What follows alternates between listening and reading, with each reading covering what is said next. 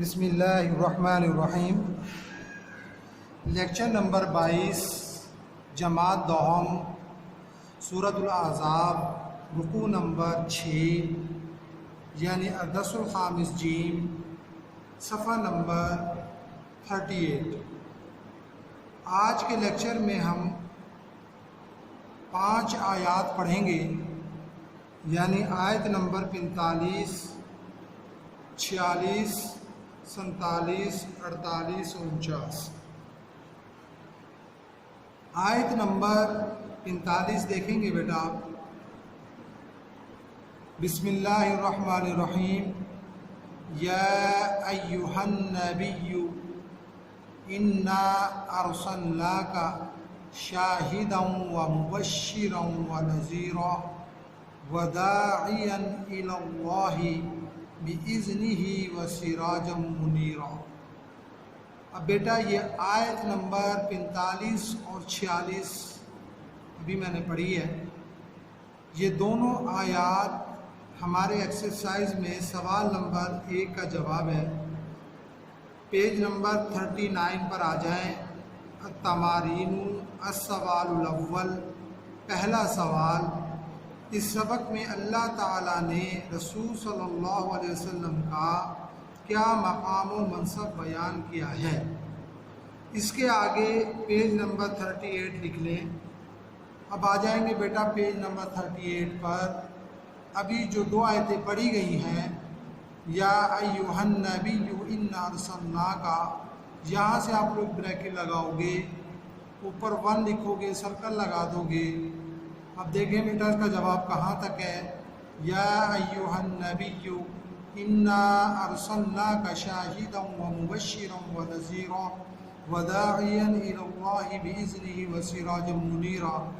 یہاں پر آ کر آپ بریکٹ بند کریں گے، اوپر 1 لکھیں گے، سرکل لگا دیں گے۔ اب بیٹا ان دونوں آیات یعنی 45 اور 46 کے ترجمے کو سوال نمبر 1 کے جواب کے لیے آپ ہائی لائٹ کر لیں گے کہ اے پیغمبر، ہم نے تم کو گواہی دینے والا اور خوشخبری سنانے والا اور ڈرانے والا بنا کر بھیجا ہے، اور خدا کی طرف بلانے والا اور چراغ روشن۔ اب بیٹا ان دونوں آیات میں اللہ تبارک و تعالی حضور پاک صلی اللہ علیہ وسلم کی اوصاف حمیدہ کے بارے میں جو ہے وہ ارشاد فرما رہے ہیں کہ کل ان دونوں آیات میں 5 اوصاف بیان کیے گئے ہیں۔ شاہدن، مبشرن، نذیرن، داعیا الی اللہ، سراجا منیرا۔ شاہدن کا معنی ہے گواہی دینے والا، یعنی آپ صلی اللہ علیہ وسلم روز آخرت جب تمام امتیں جمع ہوں گی، انبیاء موجود ہوں گے، اور ان کی موجودگی میں بہت سی امتیں اس بات کا انکار کریں گی کہ ہمارے پاس کوئی نبی آیا ہی نہیں جس نے ہمیں دین حق کی دعوت دی ہو، وحدانیت کی دعوت دی ہو، تو حضور پاک صلی اللہ علیہ وسلم جو ہے ان انبیاء کی گواہی دیں گے کہ اللہ یہ فلاں فلاں نبی جو ہے فلاں فلاں امت میں آئے تھے، اور انہوں نے اپنے فرائض منصبی کو انجام دیا، اور انہوں نے دین حق کی دعوت کو صحیح طریقے سے ذمہ داری کے ساتھ لوگوں تک پہنچایا۔ تو اس بات کی آپ صلی اللہ علیہ وسلم گواہی دیں گے۔ اور مبشرن، اور خوشخبری سنانے والا، اچھے اعمال جو شخص بھی کرے گا اور اس پر جو انعام ملے گا حضور پاک صلی اللہ علیہ وسلم نے سب بتا دیا، تو لہٰذا اچھے اعمال کے نتائج پر حضور پاک صلی اللہ علیہ وسلم جو ہے وہ خوشخبری دینے والے ہیں۔ و نذیرن، اور ڈرانے والا، یعنی برے اعمال کے نتائج سے آگاہ کرنے والا کہ برے اعمال کریں گے اس کے یہ نتائج جو ہے برآمد ہوں گے، اور یہ گناہ ملے گا، اور یہ سزا ملے گی۔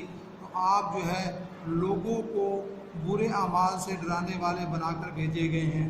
وداعیا الی اللہ، اور خدا کی طرف بلانے والا، اگرچہ یہ بہت مشکل کام ہے اور بہت مشکل کام تھا کہ لوگوں کو دین حق کی دعوت دی جائے، خاص طور پر وہ مکہ کے لوگ جو کہ بت فروشی میں مبتلا تھے، بتوں کی عبادات کیا کرتے تھے، اور وہ اس اپنے مذہب پر بہت زیادہ پختہ تھے، پھر ان کو راہ حق کی طرف لے کر آنا ایک بہت مشکل کام تھا، لیکن آپ صلی اللہ علیہ وسلم نے اسے انجام دیا، اور آپ صلی اللہ علیہ وسلم نے اس طریقے سے دعوت دی کہ لوگ جوگ در جوگ جو ہے وہ اسلام کے دائرے میں داخل ہونے لگے۔ اور اسی طرح فرمایا وہ سراج منیرہ، روشن چراغ۔ صرف یہ نہیں کہ آپ روشن تھے، بلکہ آپ صلی اللہ علیہ وسلم اتنے روشن تھے کہ آپ نے پورے عالم کو بھی اپنی روشنی سے جو ہے وہ منور فرما دیا۔ اب بیٹا دیکھ لیں ان دونوں آیتوں پر، آپ یہ ہے لائنیں لگا لیں، یا ایھا النبی انا ارسلناک شاہدا ومبشرا ونذیرا، یہاں پر لائن لگا لو، اس کا ترجمہ اے پیغمبر ہم نے تم کو گواہی دینے والا، خوشخبری سنانے والا اور ڈرانے والا بنا کر بھیجا ہے، یہاں پر لائن لگا لو، وداعیا الی اللہ باذنہ وسراجا منیرا، یہاں پہ لائن لگاؤ گے، اس کا ترجمہ اور خدا کی طرف بلانے والا اور چراغ روشن، یہاں پہ لائن لگا لو گے۔ اب بیٹا آیت نمبر 47 دیکھیں، وبشر المؤمنین بان لهم من اللہ فضلا کبیرا۔ آگے آیت نمبر 48، ولا تطع الکافرین والمنافقین ودع اذاهم وتوکل علی اللہ وکفی باللہ وکیلا۔ ہم دونوں آیات کے ترجمے کو دیکھیں، اور مومنوں کو خوشخبری سنا دو کہ ان کے لیے خدا کی طرف سے بڑا فضل ہوگا، اور کافروں اور منافقوں کا کہا نہ ماننا اور نہ ان کی تکلیف دینے پر نظر کرنا اور خدا پر بھروسہ رکھنا، خدا ہی کا احساس کافی ہے۔ اب آیت نمبر 47 میں اللہ تبارک و تعالیٰ نے یہ فرمایا ہے کہ مومنوں کو یہ خوشخبری سنا دیجئے کہ خدا کی طرف سے ان کے لیے بڑا انعام ہوگا، بڑا فضل ہوگا، اور جتنے بھی مسلمان ہیں وہ سب اللہ تعالیٰ کے فضل و کرم سے جو ہے وہ جنت میں جائیں گے۔ اور ولا تطع الکافرین، یہاں پر اللہ تبارک و تعالیٰ حضور پاک صلی اللہ علیہ وسلم کو مخاطب فرماتے ہوئے ارشاد فرماتے ہیں کہ اے اللہ کے رسول، کافر اور منافقین جو دعوت حق دینے کے دوران جو ہے آپ کو تکالیف پہنچاتے ہیں، آپ کو تکلیفیں دیتے ہیں، تو آپ ان کی تکلیفوں کو درگزر کرنا، اس پر نظر نہ کرنا، بلکہ صرف اللہ تعالیٰ پر بھروسہ رکھنا، کیونکہ وکفیٰ باللہ وکیلا، اللہ تعالیٰ ہی کا احساس کافی ہے۔ اب بیٹا آپ لائنیں لگا لیں، وبشر المؤمنین، یہاں پہ لائن لگا لو، اس کا ترجمہ اور مومنوں کو خوشخبری سنا دو، یہاں پہ لائن لگا لو، بِأَنَّ لَهُم مِّنَ اللَّهِ فَضْلًا كَبِيرًا، یہاں پہ لائن لگاؤ، اس کا ترجمہ کہ ان کے لیے خدا کی طرف سے بڑا فضل ہوگا، یہاں پہ لائن لگا لو، وَلَا تُطِعِ الْكَافِرِينَ وَالْمُنَافِقِينَ، یہاں پہ لائن لگاؤ، اس کا ترجمہ کافروں اور منافقوں کا کہا نہ ماننا، یہاں پہ لائن لگا لو، وَدَعَ أَذَاهُمْ، یہاں پہ لائن لگا لو، اس کا ترجمہ اور نہ ان کے تکلیف دینے پر نظر کرنا، یہاں پہ لائن لگا لو، وتوکل علی اللہ، یہاں پہ لائن لگاؤ، اس کا ترجمہ خدا اور خدا پر بھروسہ رکھنا، یہاں پر لائن لگا لو، وکفیٰ باللہ وکیلا، یہاں پہ لائن لگاؤ، اس کا ترجمہ اور خدا ہی کا احساس کافی ہے، یہاں پر لائن لگا لو۔ اب بیٹا آیت نمبر 49 جو ہے یہ ہمارے ایکسرسائز میں سوال نمبر 2 کا جواب ہے۔ اب پیج نمبر 39 پر آ جائیں گے، السوال الثانی، دوسرا سوال کہ اس سبق میں طلاق کا کیا خاص حکم بیان ہوا ہے، اس کے آگے پیج نمبر 38 لکھ لیں۔ اب آ جائیں پیج نمبر 38 پر، آیت نمبر 49 دیکھیں، یا ایھا الذین آمنوا اذا نکحتم، یہاں سے آپ لوگ بریکٹ لگاؤ، اوپر 2 لکھو، سرکل لگاؤ۔ اب دیکھیں بیٹا اس کا جواب کہاں تک ہے، یا ایھا الذین آمنوا اذا نکحتم المؤمنات ثم طلقتموهن من قبل ان تمسوهن فما لكم عليهن من عدة تعتدونها فمتعوهن وسرحوهن سراحا جمیلا۔ جمیلا پر آ کر بریکٹ بند کریں گے، اوپر 2 لکھیں گے، آپ سرکل لگا لیں گے۔ اب اس آیت نمبر 49 کے ترجمے کو سوال نمبر 2 کے جواب کے لیے جو ہے آپ ہائی لائٹ کر لیں گے۔